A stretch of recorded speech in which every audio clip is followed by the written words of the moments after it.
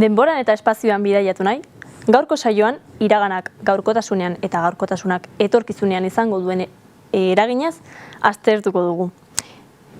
Hauek batzen dituen bidegurutzea oraina baita.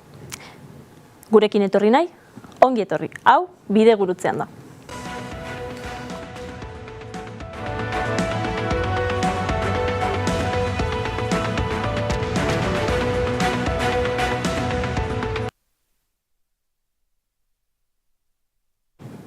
Guztioi markatzen gaituzten gai batzuk jorratuko ditugu.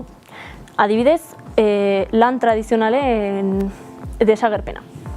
Hau, azken aldian oso gai hitzegina izan da, eta guztioi afektatzen gaituen zerbaita. Honen ondoren, herrien despopulazioaz hitz egingo dugu. Gure herri maitatuak hutsik geratzen ari baitira. Azkenean, amaitzeko, maitasunari buruz hitz egingo dugu. Maitasuna zer den eta erlazioek izan duten eboluzioa urte hauetan. Beraz, besterik gabe, has gaitezen. Jostuna, arotza, zapataria, gaztagilea, pertsiana jaitsita eta atea giltzaz itxita duten lokalak dira gaur egun. Desagertzear dauden lanbideak. Izan ere, lanbide hauek dira hiri eta herri askoren identitatearen parte. Eta azkenean, gure ekonomiaren oinarri dira eta hainbat hamarkadatan sekulako garrantzia izan dute. Baina azken aldian, hauek haien garrantzia galtzen ari dira eta jendeak beste lanbide gehiago nahiago ditu. Orduan, hauek geroz eta gutxiago ikusten dira. Baina, gaur, betidanik gure egin dira eta garaiekin batera gure gazteen itxaropenak ere. Azken finean, gaur egun gazte guztiek, gehiengo gazteek, unibertsitateko graduak aukeratzen dituzte, soziedadean ondo ikusita dauden graduak, adibidez medikuntza, ingenieritza edo azken urteotan sortu diren gradu ezberdinak. Horrek, lanbide tradizional hauetan interesa galtzea eragin du. Eta, gure kazetari Eider Landa Aretxabaletara bidali dugu, ea hor interes falta nabari den ala ez esango digu berak. Hala da, Izaro, gaur Aretxabaletan gaude. Herriko Carlos Arategira etorri gara eta jabeak jakinarazi digu duela hilabete batzuk denda itxi behar izan zuela langileen falta zuela eta. Bestalde, lan tradizionalen goi mailako graduan adibidez, ikasleen 2% baino gutxiago izena ematen dute. Honek ia belaunaldi berririk gabe uzten gaitu, eta azken finean argi dago lanbide hauek arrisku oso sakonean gelditzen direla. Bai, mila esker Eider Landa. Horrelako kartelak geroz eta maizago ikusten ditugu guk kaleetan eta harategi itxiak, arrandegi itxiak eta horrelakoak. Bestalde, Aretxabaletatik Nafarrora joango gara, Arizkunera zehazki, gure langile, gure kazetari Mikel Lizardi, Álvaro Soule artisaguarekin elkartu da han. Gazte honen familiak betidanik jorratu du lanbide honetan eta Alvarok honengan apostua egin du berak ere. Beraz, ea zer esaten digun.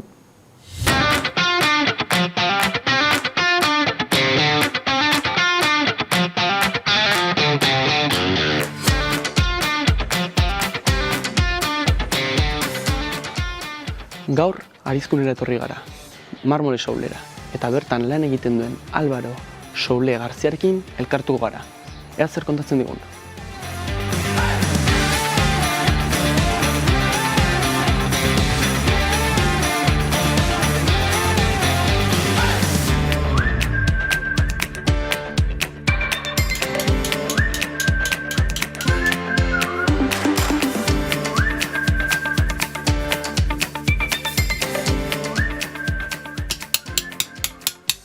arte sortu zen negozio txiki hau, aspalditik, eta, ni kanpoan nintzen lanean, eta, ailegatu zitzaion ordue jubiletzeko. Orduen, hor Kristin dilema izan nuen, kanpoan segitu lanean edo etxeko negozio hartzea. Eta erabaki nuen, apostatzea unengatik, eta hemen segitzen dut aitea jubiletu zen, eta hartu nuen negozio hau. Eta hemen gehien iten dugun gauze, gaur egun da hilerrietako lan orokorroiek. Adibidez, lapidak, panteoiak, restaurazioak, enterramenduak baita ere, eta harri lanak zizelkatzea, hori da igual gehien deitzen duena atentziona ez. Dut, berota zailago dela ikustea gazteak, artisau edo lan hauetan lanian ez ikustea. Ez dakit, gizarte mailan baita ere, ez dakit, ongi baloratzen diren lan hauek, hori ere erran behar da. Azkenean, ez dakit, ordu horiek edo sartzen diren ordu horiek ez dire kontuten hartzen edo igual normala da, ez? Jendea ere ez da jakitea, zenbat ordu badiren unen atzetik edo, eta bai nabaritzen dugu, zela inbertze baloratzen edo ikusten hori. Argi dago, tendentzia benpin dagoela, lan hau edo desagertu behar direla. Azkenean ez dugu ikusten, olako jarraipenik edo, ez? Garbi dago, aitai beti aitu izan diot, nola hemen leheno artisago bazirela. Harria, burdine, egurra eta mantxo ari dire desagertzen eta kasi ez gara gelditzen. Hoi ala da. Eta aldi berean ere nabaritzen dugu mundunten, gero eta globalizatuago dagoen mundunten, negozio hauek pixke baztertuago gelditzen dire. Gaur egun erresa da interneten patzea dena, baduzu horren enpresa hundi bet, ingo datzule merke lan bat, baina igual baloratu behar da ere nola egiten duten lanoi, ez duin behar pertsona bat berezkoekin baizik eta makina hundi bet, 2 segundotan, piezaine. Hoi ere baloratu beharra da uste dut, eta jendea igual pixket kontzientzia, nola baitarteko kontzientzia pixket hartu beharra duela gai unekin uste dut. Harri lanak egirteko badela tendentzia hundi bet bajatzeko. Adibidez, aitak leheno kristoin armarri pile egiten zituen eskuz, etxe berrietan eta ezartzeko. Adibidez, etxearen izena edo etxearen abizenak, batzute egia azken armarrien ginuela duela 4 urte izan zen, eta geroztik ez dugu egin. Lan txikiren bat, igual trofeo bezala eta hola, baino harrietan egirteko tendentzia, badela kristoin tendentzia hori galtzeko. Zetaz, uste dut ere ez dela inbertze baloratzen pixket eizten komentatzen atzun ez, igual harrien kontu hau, edo dagoela kristoin tendentzia gateko enpresa hundietara, edo zuzenean ez egiteko, edo hoi alde batetik, eta hilerrietako aferan jende hau nitze gertzen dago, zu beti lan izango duzu, eriotza beti hor egon behar da. Eta ni pentsatzen dut, eriotza hor beti egon behar da, baina ere lapidak egitera denek oroitzen gara. Erran nahi dut, hiltzen delaik lagun bat, aita bat, ama bat, amatxi bat, aitatxi bat, denek egiten dugu hilarri bat, hor kontzeko bere izena argazki bat, oroitzapen hor dago, galtzen da, galdu behar da, ez da egit, horrek ere pixke beldurre ematen hau. Etorkizunei behire, gerteko hortan gehien gaur egun aitzen garela lana, baino etorkizunare beldurra handi ematen hau.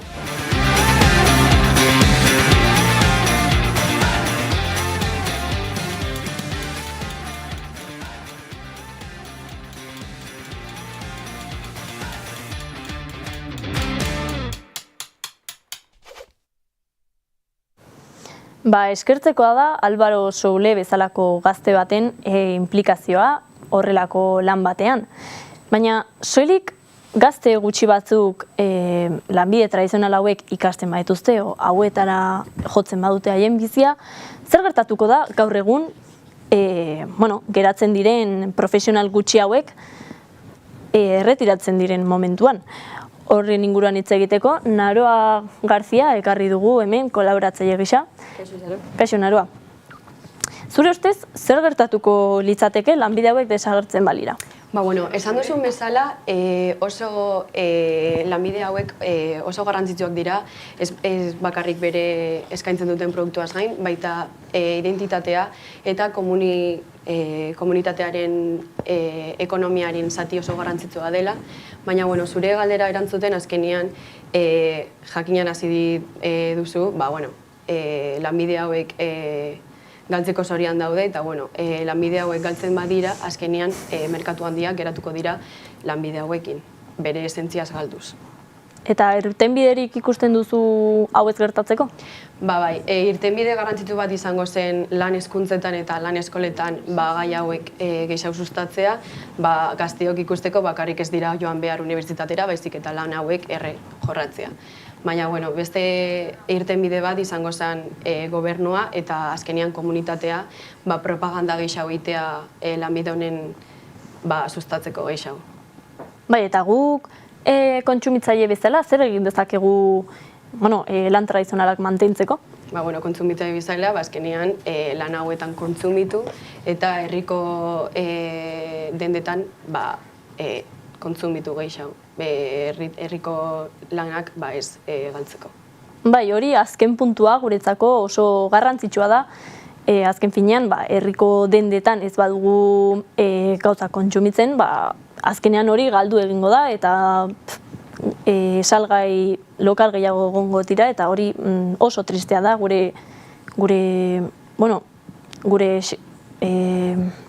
xarma galtzen dugulako azken finean. Eskerrik asko Naroa hemen egoteagatik eta aurrengora arte. Plazer bat beti zela. Bestalde, azken hamarkadetan pirpilean egon den gai batera pasako gara. Gure herrien despopulazioa. Herriak nortasun eta bizi gabe geratzen ari da. Biztanleak joan egiten ari direlako. Landa eremuetan gertatzen da hau, batez ere, hirietatik urrun dauden herrietan. Hau, geroz eta ohikoagoa da, tamalez, adibidez, landa eremuetako herrietan ez dutelako gazteek lan egiteko opziorik hitz egiteko. Kaixo, guardion, plazer bat da hemen izatea. Bai, berdin. Eleder, zu Luis Zerbinorekin elkartu zara, despopulazioari buruz hitz egiten, hitz egiteko. Bera horrelako herri batetik datorrela eta? Bai, alaxe da, Luis aipatu zigun, bera Puebla de Obandon jaio zela, dala herri oso txiki bat, eta berak bebai elkarrizketa horretan saltzen duzku, adibidez, bera herri horretan zaukola dana, eta hortik mugitu zala beste herri batera dala Txabalta, eta gaur egun bertan Aretxabaletan bizi dala, eta zergatik eta nola mugitu da. Bale, guazen ikustera zer esan digun Luisek.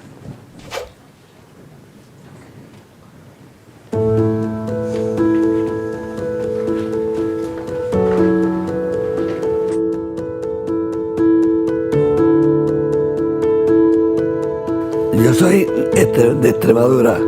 El pueblo se llama Puebla de Obando, provincia de Badajoz.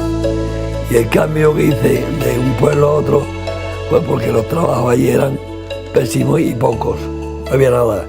Y aquí pues encontramos trabajo y un bienestar. Había muchísima gente en el pueblo, estaba el pueblo lleno. Pero a partir de entonces empezamos a salir. Yo tenía un hermano aquí en Aretxabaleta y me recomendó y me buscó trabajo en una fábrica y en el 63 me vine. Y después de que nos vinimos nosotros,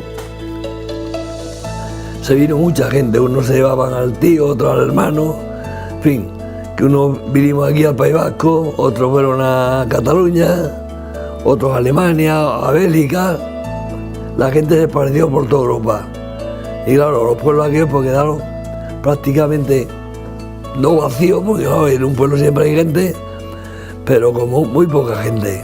Se ha perdido mucho por la juventud que estábamos allí, no teníamos nada. Y hemos ganado que aquí lo tenemos todo. el trabajo, el bienestar, económicamente mucho mejor, en fin, para lo mejor ha sido mucho.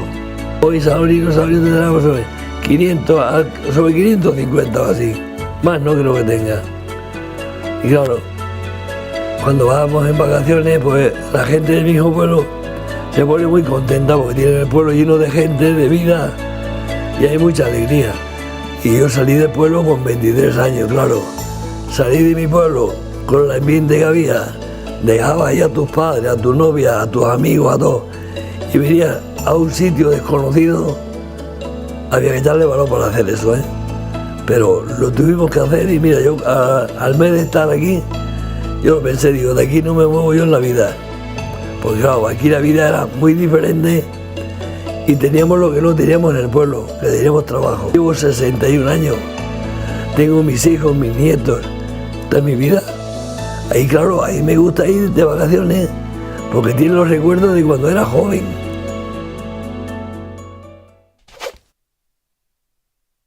Luisen esperientzia entzutea, eta eskerrik asko zuri ere, Eleder, beraren gana joateagatik, eta, nolako izan da zure esperientzia berarekin?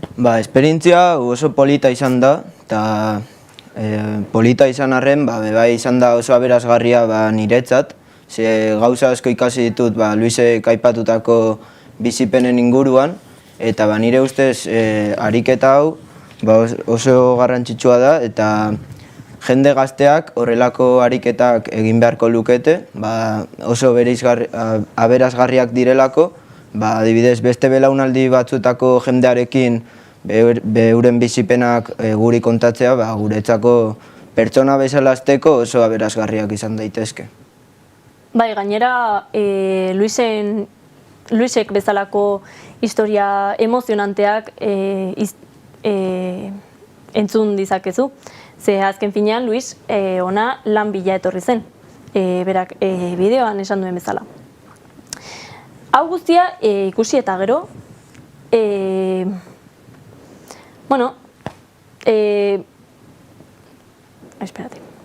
hau guztia ikusi eta gero, konturatzen gara, herri batek, bere komunitatea galtzen duenean, bakardadea besterik ez dela sentitzen.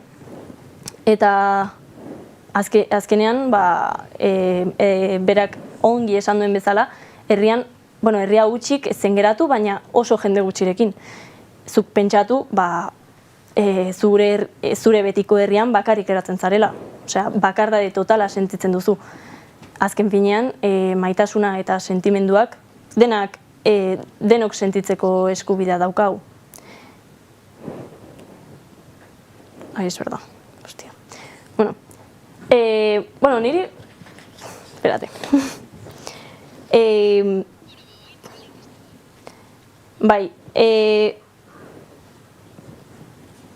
Kalera...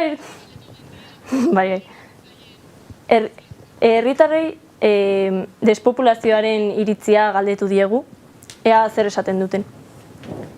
Enpresak gehuta jente gitxio falta itzen dugu.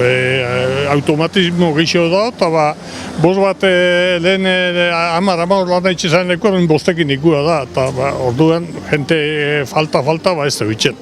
Adibidez jartzea enpresa gehiago herri txikietan jendia hor geratzeko. Gaztentzako adibidez ekintza berriak sortu edo gaztetxeak sortu.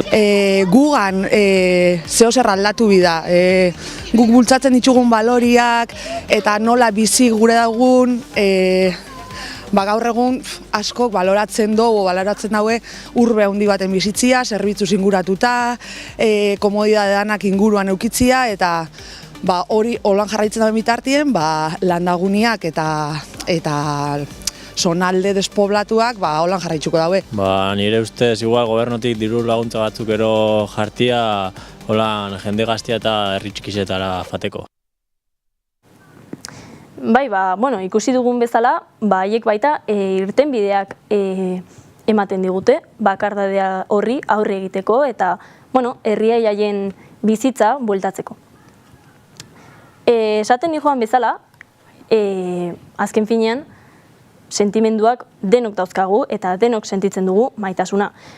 maitasuna ez bakarrik pertsonekiko, baita gure herri eta nortasunarekiko. Baina maitasunari buruz iragarkien ondoren hitz egingo dugu.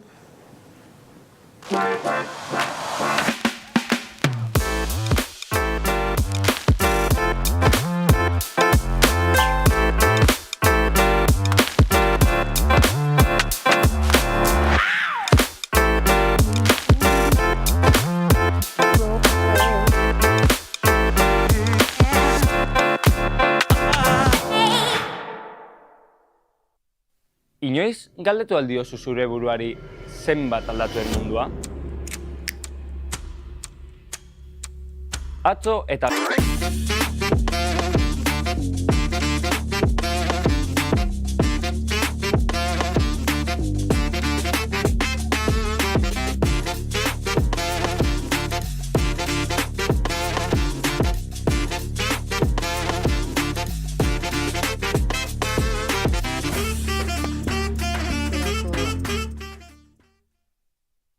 Xuan, zer egin dezakegu? Eske ez dakit garazi, ez dut ezer ulertzen. Ze pista ditugu? Utzi pentsatzen pixkat, hau ikusita elkarrizketak, informazioa, telebista, eta gero azaroko 21 osteguna eta ordu. Hainbat galdera etortzen zaizkit burura, adibidez, zer gertatzen da gure buruan maite mintzen garenean? Edo zer nolako evoluzioa izan du maitasunak urteak joan ala? Galdera hauei erantzuteko, Kairo Muguruza ekarri dugu platora. Bera psikologiako ikaslea da, eta bere jakintasuna eskaintzeko ados egon da. Beraz, kaixo Kairo, Kaixo, eskerrik asko. ongi etorri bidegurutzera. Bai, eskerrik asko zuei harremanetan jartzeagatik. Lehenengo galderarekin joango naiz orduan. Zer gertatzen da gure burmuinean, maite mintzen garenean, zer sentitzen dugu gorputzean?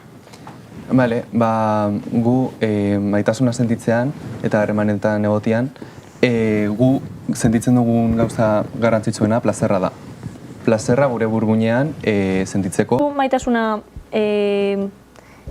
sentimendu fuerte eta netakoa dela? Bai, nire ustez bai da guretzat oso garrantzitsua, ze pentsatzean gure emozioen inguruan, da emozio gutxienetarikoa positiboa dela. Gure emozio asko daude bizirauteko eta mehatxutara begira hauetaz defendatzeko. Eta maitasuna laguntzen digu beste pertsona batekin lehenengo ugaltzeko, eta gero bai segurtasuna, motivazioa, autoestima eta gauza horiek guztiak hobetzeko. Orduan nire ustez bai da oso garrantzitsua eta bai oso indartsua. Eta zuk uste duzu maitasuna kadukatzen dela edo zen? Arabera. Bai, noski. Joango gara beste galdera mota batzuetara, biologia alde batera utziz. Uste duzu erlazionatzeko modua urtez pasala aldatu egin dela, eta baiezkoa da zertan aldatu da. Eta faktore batzuk daude hau honek eragiteko? Bai, nire ustez gure harremantzeko modua asko aldatu da, ze gu bai izaki bezala asko aldatu gara eta gauza asko gertatu zaizkigu gizarte bezala.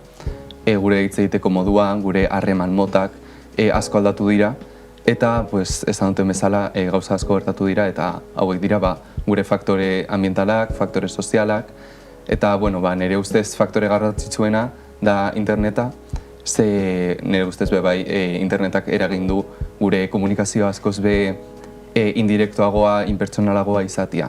Eta azkenean hori barrera bat jartzen da, eta ohitzen gara gauza batzuetarako agian beste belaunaldi batzuk ez zutela horrela egin behar. Orduan, interneta zure ustez izan da gehien afektatu duena, ezta? Nire ustez egun sare sozialak eta interneta aldatu dute gure hitz egiteko era, gure harremantzeko era pilo bat. Eta zuk uste duzu internetek bidez errazagoa dela maite mintzea, ala berdin? Interneten bidez maite mintzea ni uste dut bai dela posible. Azkenean internet da tresna oso indartsu bat beste pertsona batzuk ezagutzeko, baina bebai kontzientzia hartu behar dugu beraien arriskuaren inguruan. Interneten zu eraiki dezakezu zure profila eta manipulatu dezakezu nahi duzuen informazio guztia. Orduan, hori kontuan hartu behar da. Baina ni uste dut kontuarekin egiten baduzu zure erabakiak, posible dela interneten edo beste sare sozialekin lortzea, beste pertsonekin konexio indartsua lortzea. Bai, eta zuk uste ez du hori arriskutsua dela beste pertsonentzat, adibidez, aurrentzat edo gazteenentzat? Ja, sare sozialetara pasatzean, nire ustez oso arriskutsua da nola erabiltzen dugun guk. Ze gure responsabilitatea da nola erabiltzen dugun tresna hori. Orduan, kontuan hartuta geroz eta gehiago erabiltzen direla eta geroz eta gazteago erabiltzen hasten garela, nire ustez bai dago arriskua. Ze nik igotzen badut bideo edo argazki bat ez daki zehazki zer gertatuko duen horrekin. Orduan, hortan dago arriskua. Beste pertsona bati min asko sortu bat dio. Bai. Eta zuk uste duzu ondo dagoela beste pertsona batzuk ezagutzea internet bidez? Bai, noski. Dauz pertsona pilo bat zure gusto berdinak edo zure komunitatea zabaldu dezaketela, eta nire ustez interneta oso indartsua da hori lortzeko, ja esan duten bezala, ze azkenean kontuan hartuta hain globala, aukerain handia ematen dabela globalizaziorako, ni beste munduko beste punta batian dagoen pertsona batekin konektatu dezaket, eta nire guztu eta hitze egin edo komunitatea lortu. Bai, gainera oso erraza da internetaren erabilera eta beste pertsona batekin konektatzea oso erraz egin dezakezu. Baita noski esan duzun bezala honek bere arriskuak dauzka eta bere abantaiak ere dauzka, ze erreztasun asko ematen dizkigu eta beste jende mota asko ezagutzea eramaten gaitu baita. Beraz, zuk zein aldaketa ikusi duzu belaunaldiz belaunaldi maitasuna ulertzeko moduan? Bale, belaunaldiz belaunaldi nire ustez lehenengo azteko orain dela denbora, antzinako belaunaldiekin, nire ustez ez zegoenez aukera hain handiak beste pertsona batzuk ezagutzeko konpromiso maila handiagoa zen. Baina hauetaz hitz egitean kontuan hartu behar dugu emakumeen ikuspegia, ze azkenean emakumeek lehen ez zuten askatasun finantzierorik. Eta orduan, beraien harreman erromantikoetan oinarritu behar ziren, gero ez eta askatasun puntu bat lortzeko ez hain azkea izan da. Eta zoritzarrez hori sortuko zeban, beraiek geroz eta frustrazio gehiago izatia eta bebai errespetu falta gehiago jasatia. Eta gaur egun, gauzak asko aldatu dira, zorionez pertsona gehienak nahi dutenean azten dira beraien harreman erromantikoetan. Eta, baina bebai dauz alde negatiboa. Aukera gehiago izatiak, bebai egiten du guk ez konformatzea eta gure frustrazioa geroz eta gutxiago jasaten dugu. Bale, bai, eskerrik asko, eta, esan dezun bezala, azkenen, maite mintzeko modu ezberdinak sortu dira azken belaunaldietan. Eta gaur, elkar ezagutzeko aplikazio asko dauzkagu. Beraz, gaurkoan, June Crespo daukagu gurekin, zuzenean Valentziatik, berak horrelako aplikazio batetik ezagutu zuen bere oraingo mutilaguna, eta, eguerdion, June. Eixo. Zure esperientzien ingurun galdetzen hasi baino lehen, galdetu nahiko nuke, Valentzian gertatu den arira, zer zaudeten edo nola bizi izan duzuen egoera? Mila esker galdeziatik hasteko, eta gu zuzenki ez dugu eser jasan, hegoaldian gertatu da eta gu iparraldian gauz. Valentziako iparraldian eta hemen nagoen herrian ez da eser pasa. Baina nire unibertsitateko lagun batzuei eta nire bikotian familia paiportakoak diaz, eta bai gauza txarra jasan dituzte eta gaina izan dira sentimendu asko denbora gutxian. Baina, bueno, kotxia galdu dute, etxia galdu dute, osea, desastre bat. Baina, bueno, alde hona bilatzeko pixkat oso politxa izan da gentian maitasuna, gentian arteko maitasuna eta gentian arteko sentimentua ikustia.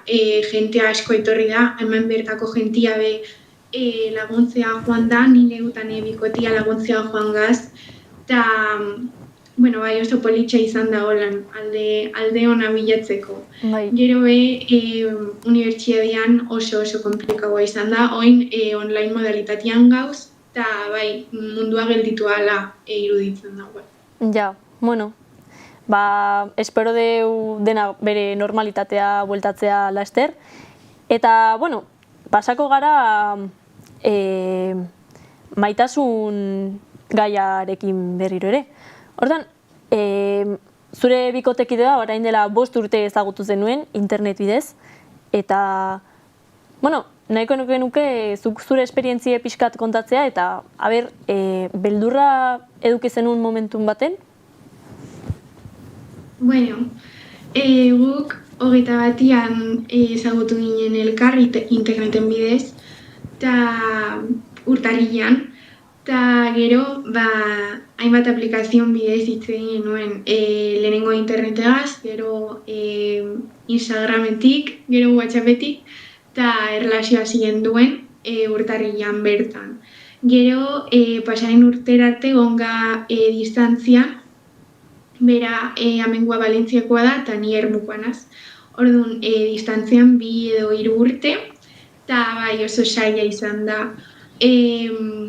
Kontuan hartu behar dugu, 15 urte Baina pertsonan ezagutu gabe hasi zineten? Zer? Pertsonan ezagutu gabe hasi zineten atatzen? Bai. 5 hilabete egon ginen, distantzian pertsonan ikusi barik, eta, bueno, uztailean, 21 uztailean, ezagutu ginen elkar pertsonak lehenengo aldiz. Eta oso zaila zan, 15 urte genituelako, eta eskola joan behar ginetelako, eta ezin genuen bidai asko egin. Eta bakarrikan 2 edo 3 urte urtean ikusten ginen elkar, aste santuan, gabonetan eta udan, bakarrikan. Eta oso zaila izan zen erlazioa mantentzia azkenean. Ja. Harrigarria izan da zure bizipena, ez? Baina, zuk ze azpimarrauko zenuke guzti honen ingurun? Osea, arriskutsua dela uste duzu? Bai, dudaik gabe oso arriskutsua da. Interneta gaur egun oso arriskutsua da, eta nire ustez klabia da arduratsua izatea eta hasieran konfiantza, gehiagizko konfiantza ez izatea, eta hori arduratsua izatea jentiak interneta oso gaizki erabiltzen duelako. Eta gero, distantzian egotia bai, izan duan bezala oso zaila da, eta beldurra ematen dau. Ja, imaginatzen dut. Bueno, zuk zure kasun beldurra auki zenun, ala ez? Bueno, niretzat bikotiakin dudan konfiantza kalabia da. Zuk konfiantza zenun zure mutilagunan ezagutu gabe? Bueno, bai. Usteot, lehenengo aldiz konexioa egon zan, eta orduan oso partikularra izan da, bai konfiantza izatea lehenengo 5 hilabetetan, baina gero jentia ez dau erraza ipintzen. Jentia ez dau serio hartzen interneten bidez erlazio bat izatea eta pertsonan inoiz ez ikustean bikote bat. Bai, bueno, bukatzen ari gara. Kairo, zuk zerbait daukazu esateko bere kasuan? Bai, bueno, azteko eskerrik asko zure esperientzia kontatzagatik, eta nire interesatzen zaidana da orain bukaeran azaldu duzuna, ze zuretzat beste pertsonen aurre iritziak eta beste pertsonak zure harremana eredutik hainbeste aldetzen dela kritikatzea nola sentiarazi zizun? Edo hori somatu zenuen? Bai, bueno, nik 15 urte nituen, eta orduan saiatzen nintzen pertsonen iritzia nire erlazioai ez afektatzia.